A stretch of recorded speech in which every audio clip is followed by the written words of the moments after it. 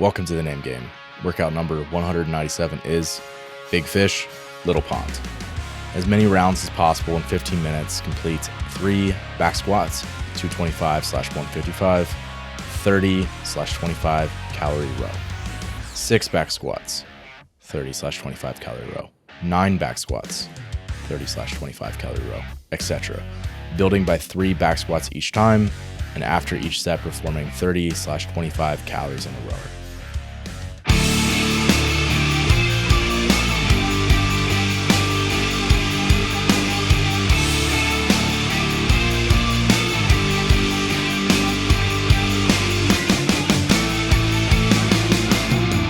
Father Time's gonna come for you too.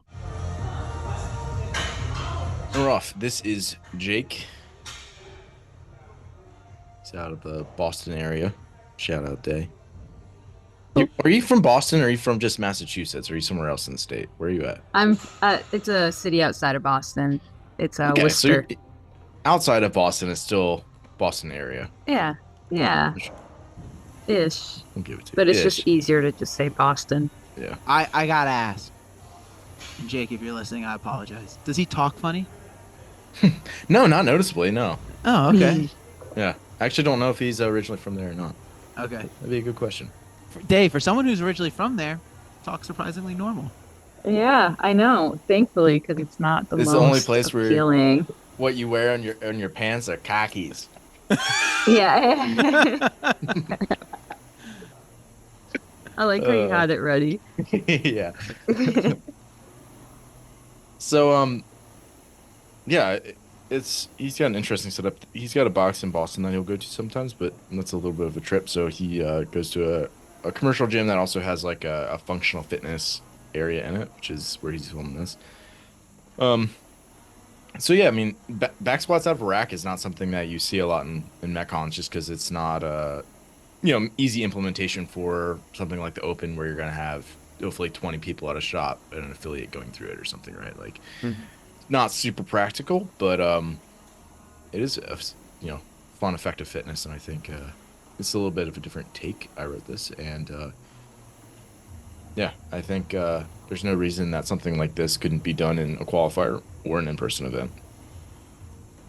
And what reps do you break? Like when do you break the back squat? 36. Flex. I mean, honestly, probably wouldn't break it if I'm being honest. Yeah. I mean, 30 cal row is, probably 90 seconds. So unless I'm really blown up, and then it's like, you're only going to get so many sets into it before you just run out of time.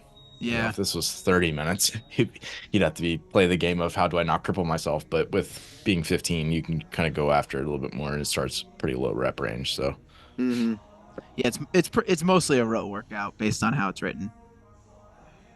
Yeah, and maybe a back squat confidence workout too, in the sense that, like, if you're not confident that you can step up and hit the set of back squats, you're just not going to row hard. Like, you're gonna be scared to be fatigued doing your squats. Whereas if someone's like, I'm never gonna fail a 225 squat, it's just a matter of how bad it's gonna hurt, then you can push it more. Day, if you had to pick one movement to partner with a row to make you row, what would it be? To make me row? Bench. Bench overhead press. Last week was your workout. You had What was last bench week's? bench. Oh, yes. Recording this, that's when it was. I got to do that one. So what's Jake's background? Has he been like CrossFitting for a while? Did he play around with different sports? Yeah, he's been CrossFitting for quite a while. I could tell you exactly how many years, but pretty experienced coming to me. Where it's like, a lot of the movements are fairly refined. He was doing some like weightlifting specific work as well. Not competing in weightlifting, more so just like going to a weightlifting coach and getting some specific like technique work and things. And he'd been going to his box for a while. So definitely like, got some good experience and, just like a lot of the things that like would just be like refined from just the time and practice out of the way, which is always nice. Like if someone was like when Day first came to me and she's like, I've never overhead squatted before. I'm starting CrossFit. I'm like, wow, okay, here we go. Like most people don't do it that like Literally that, done right? nothing. Yeah, which Yeah. I mean, that's no fault of your own. And like your learning curve was way quicker, probably because you did have a coach. But I mean, most people, it's like, hey, get into the class atmosphere, and you'll just kind of pick up a lot through osmosis. So a lot of that has been, his beginner gains, let's call it, have been out of the way. So it's, yeah, but also that allows you to kind of get into like more intensive training a little bit quicker. You know how you could tell Jake's been around the game for at least a little while is The Reebok. shoes, yes, those Nano those twos. Reeboks. yes. I was like, oh, those are old school. I feel like you had a pair of those, Ben. No, I've never had a two. Really? I had a pair of like sixes, which is like kind of like when they were like new when I started. Because I Okay. didn't start like in a actual affiliate until 2017. Mm-hmm.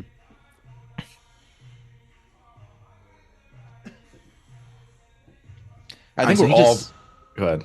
sorry, he just wrapped up 9 here, if I'm correct, right? Okay. Let's see how long this row takes him. Let's call it 5:40 start ish.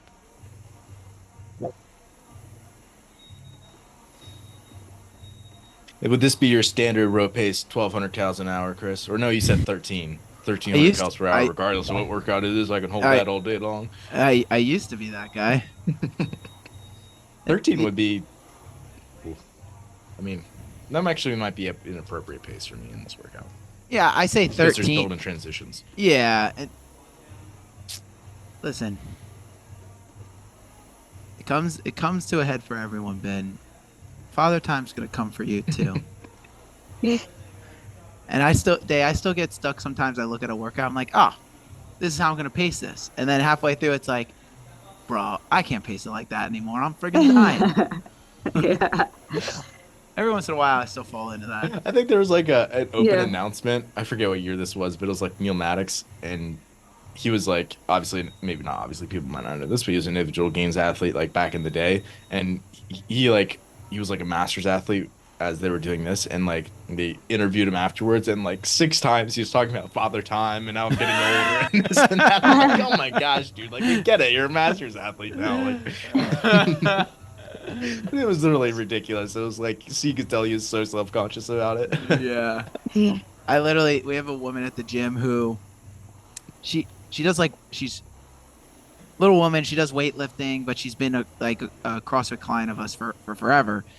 And I'm looking at her the other day and she has her phone, like, you know how the case can like be magnetic? She has it on the beam and has her readers on, looking at like this.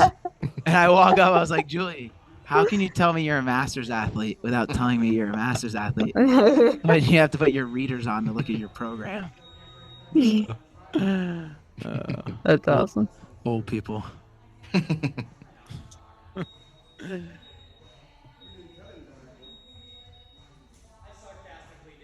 Yeah, I mean, I feel like back squats oh man, I missed out. He's 750-ish. So that was probably by the time he got off the rower, it was probably about 2 minutes. Yeah. So he might have been take. rowing pretty relaxed pace, probably like 1,000 calories an hour or so. But again, it all kind of comes back to like, if you take a 45-second break in between your, after 6 reps in your set of 12 or something, you might as well row a little slower because you're going to have that big rest break and just try to minimize that or not take it. Mm-hmm. This is also a combo that I feel like could sneak up on you just because it's like, even though for a bunch of people, 225 is not that heavy. It's also not light. Right, exactly. So it's like you're breathing heavy coming off the rower, and anytime you come off of something breathing heavy and you have to actively brace because you're underweight, like your heart rate and your breath rate can just skyrocket because you have to like, even that little bit of like holding to like brace can like really make the workout tough.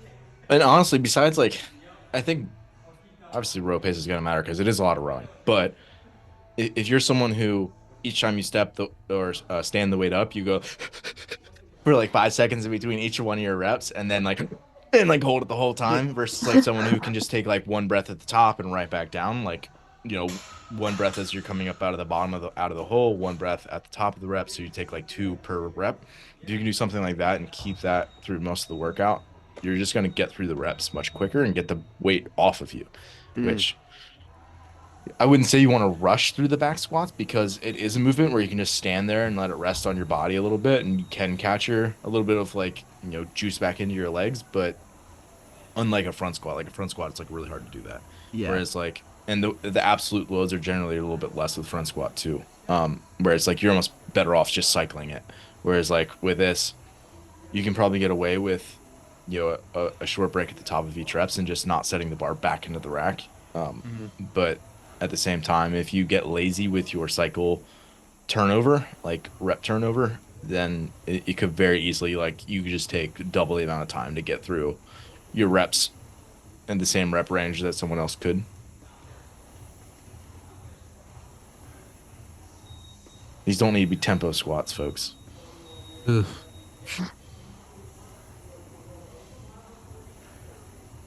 Oh, and also, I mean, would either of you change your row technique in a workout like this?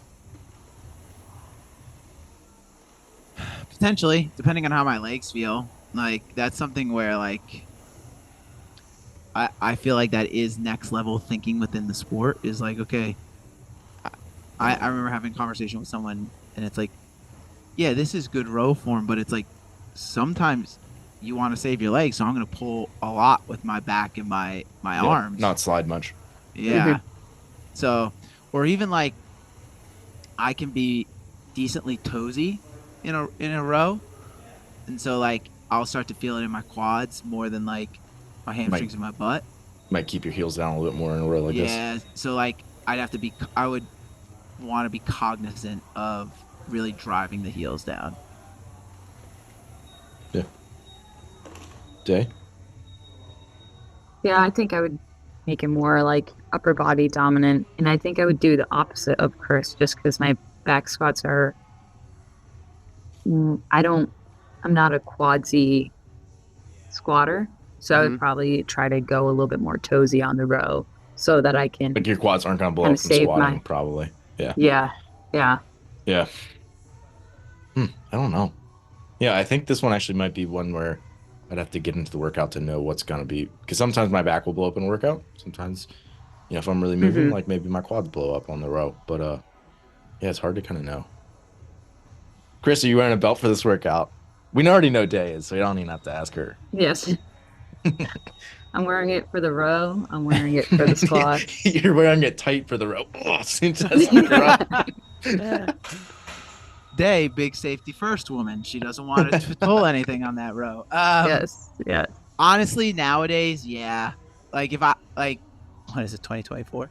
3 4 years ago, probably not. Maybe late in the workout because like getting fatigued, you could get a little loose at the bottom. But now, yeah, I definitely would. Mm.